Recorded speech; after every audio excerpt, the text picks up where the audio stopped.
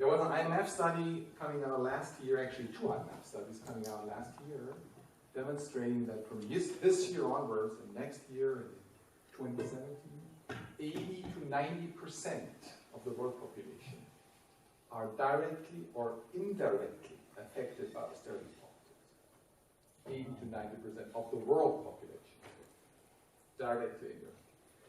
So still the question is, how are we going to finance our future?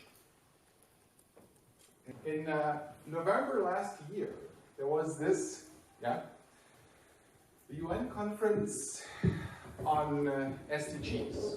You might know that, okay? This was this big conference where basically the Millennium Goals got replaced by the SDGs. It was the largest survey the world has ever done on finding a common future for mankind. It took about 10 years. And they met in September, and they came up with 17 goals, the SDGs. So the world has a very solid map. Behind all these goals, you have solid science. We know now how to overcome poverty. We really know it scientifically. We know how to implement good health. We know how to implement good jobs, technically, scientifically. The new thing about the SDGs, Sustainability Development Goals, is simply, compared to the Millennium Goals, that they are cross-cutting. It's not a silo approach. We solve this and then this and then this. They're all interlinked. And they're cross-cutting not only with regard to their disciplines, they're also cross-cutting with regard to North and South and local and global. The real question we are interested in, not only since September, but also with regard to UN and other international bodies, is the simple question, how are we going to finance that? Because if you're not able to come up with a very, very, very good program, the whole debate is worthless, crazy, or extremely expensive for human mankind. I've been involved in this process in different expert groups, and I would demonstrate you in the next 20 minutes a completely out-of-the-box approach. And I will show you that this is one way to go towards the future with regard to financing our common future.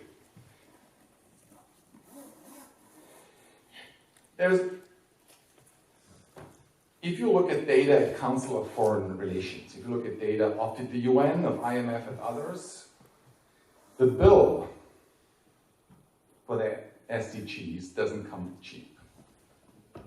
Okay? Just to clear the ramifications, we're talking about 5 to 10 trillion US dollars a year. Okay? It's not my figures. It's UN figures, IMF figures, Council of Foreign Relations figures, etc. So, roughly, let's say 5 million. Some people say 3 to 4 trillion, others say 8 to 10 trillion. It's roughly 5 trillion a year. Do you know how high ODA is a year? Official developmental aid globally? 200 billion. In Addis Ababa, where the major players in it, in order to find out a plan how to finance that, it was a disaster. People were either cheating, or there was not one country front-loading $1 for SDGs. Not $1.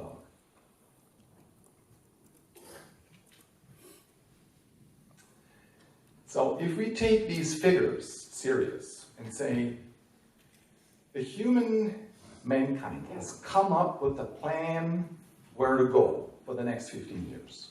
We have solid science for it, really solid science behind all the 17 goals. And we know the amount of money we needed to make that happen. So what's required basically is additional liquidity at pretty high scale, full speed, I'm talking about 8 to 12 months, targeted towards SDGs in an intelligent manner and different as it has been done in the past. Rio plus, 1991 plus, the world agreed on 0.7 to 1% of GDP to put into ODA.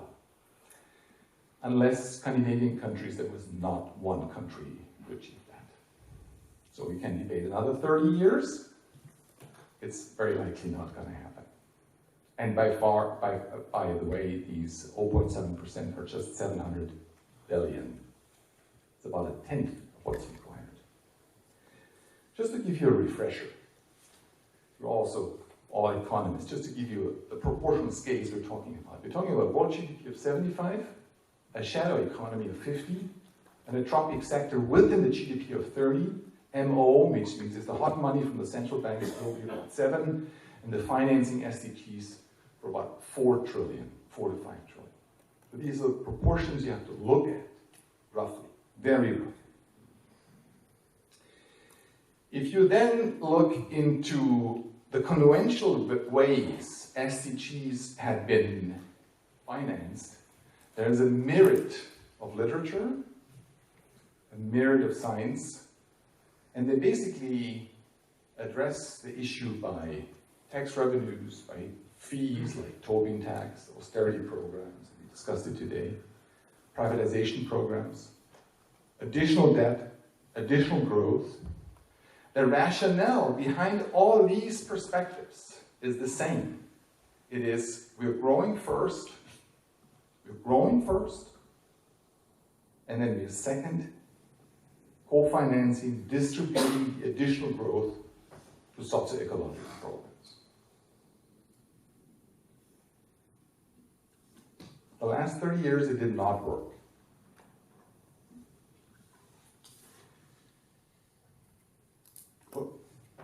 There's 4 reasons why we cannot continue the way we did the last 40 years. I will mention 4 and show you some empirical data for that. Because the question is still, just keep in mind, who is paying that bill? $5 trillion every year. Okay? It's not my figures. The world community decided to finance that. It's not going to be the state. Okay? The post-crisis situation with regard to public debts to ratio has increased since 2008 to an extent that the state as an agent producing additional debt to finance additional socio-ecological projects anywhere on the planet is not the real agent to do that.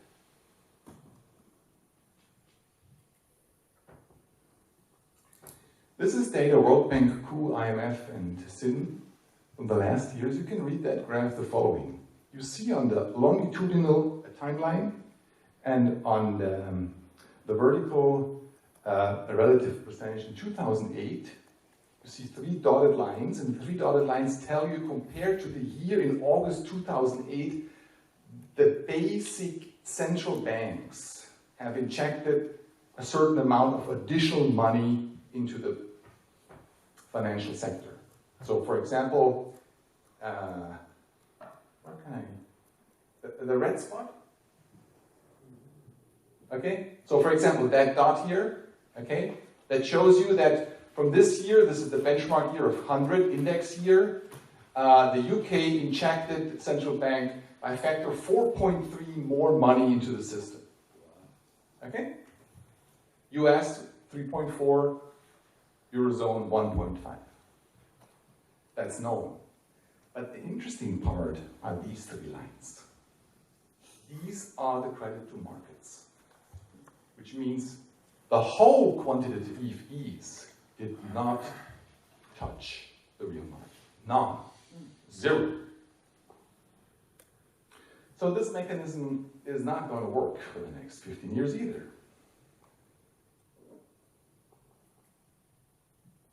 That's the 3rd reason why it's going to be very tough. If you look at the data, empirical data on shadow economy, informal sector, system D, and etc., we have 2/3 of the world economy equals to the shadow economy. talking about drugs, illicit financial transactions, human trafficking, guns, etc. 2/3. The shadow economy is pulling the world in a completely opposite direction than SDGs.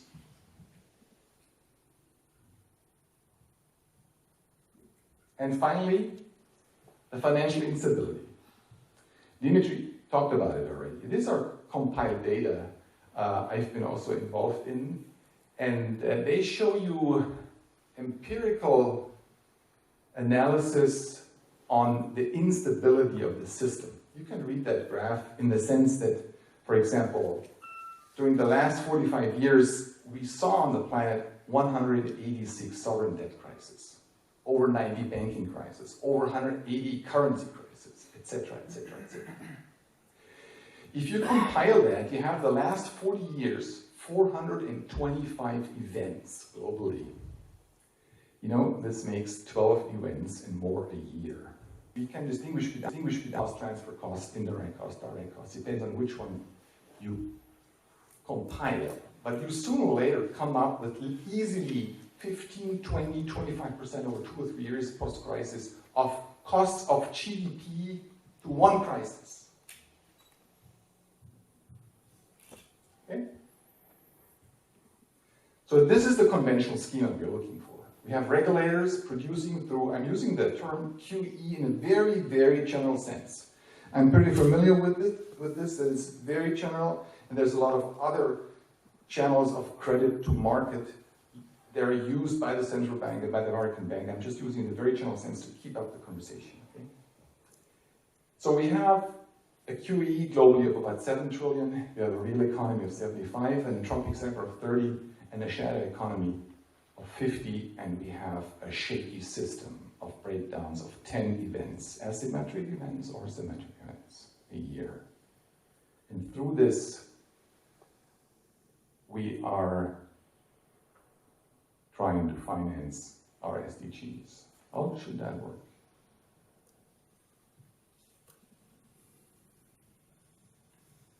So, the intermediate results I would like to mention is we have an unstable system with a debt trap, with a liquidity trap, with a high shadow economy and a tropic sector, which is extremely expensive.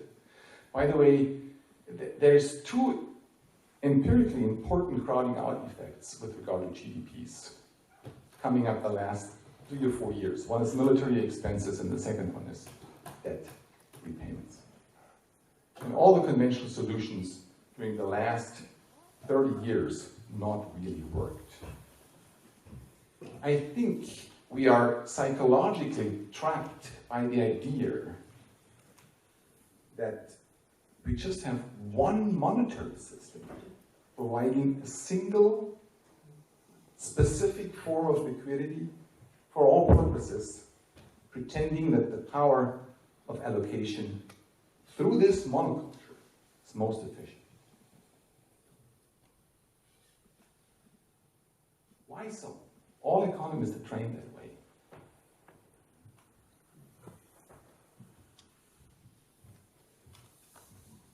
What would happen? What would happen if the regulators, central banks, IMF, World Bank, UN, and national government financial departments, who are meeting anyway about 6 to 8 times a year, would generate a parallel optional green QE? There are 12 mechanisms and channels, credit to market, which can be used. A green QE is 100% electronic, and a green QE is earmarked. You cannot speculate with a green QE. You can only invest in the SDGs. And on an earmarked, electronic-based green QE, you have a ban list. You can buy everything on the planet except things coming out of the shadow economy. 4 trillion. I spoke with central bankers. I spoke with hedge fund managers. It takes 300 people, out of which 100 are lawyers, and 200 are investment bankers. you get such a program installed after democratic approval within 8 months. You know what's going to happen? Every dollar spent through the green QE, every dollar is reducing the entropic sector in our economy through a reverse pricing effect. Every dollar spent in the green QE will boost the green growth we all want. Every dollar is causing a reverse trafficking effect because people will start getting jobs in the green sector and not in the shadow economy. And every dollar is stabilizing inflation. Because for every dollar we spend in the green sector, another dollar in the entropic sector will drop.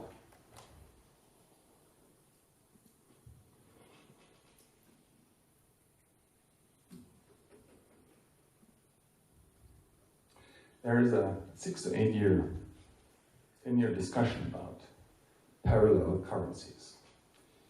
If you look at the world from an SDG perspective, okay, with these 17 goals and 5 trillion of US dollar liquidity required, the world is, from a monetary perspective, extremely deflationary. The idea of growing first and distributing second is just one way to do it. There were centuries, there were times on the planet where several parallel currencies with different designs are operating next to each other, increasing the resilience of the society. We forgot all that knowledge.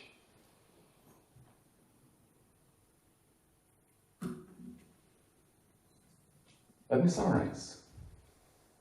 We have an unstable, unreformed, and extremely expensive system. Running to finance our future through this system is not rational. We have a debt trap and a liquidity trap where the design basically prevents us from financing the future. All the conventional solutions during the last 30 years don't work. I know most of the current proposals available through different NGOs and IGOs, and they're good, they're intellectually challenging, but none of them will tell me where the 5 trillion are going to come from. The only way to do that is we're going to think differently. It's not a matter of intelligence. It's not a matter of training. It's not a matter of party. It's not a matter of Keynesian approach or liberal approach or conservative approach, whatever school you're trained in. It's a matter of thinking. Think out of the box. By the way, the 5 trillion necessary to finance the SDGs for the next 15 years equals 400 to 500 million jobs compared to German standards. 8 hours a day, 5 days a week, 4 weeks holidays, €8.50 net, €12.50 brutto, 2 weeks sick leave. Thank you very much.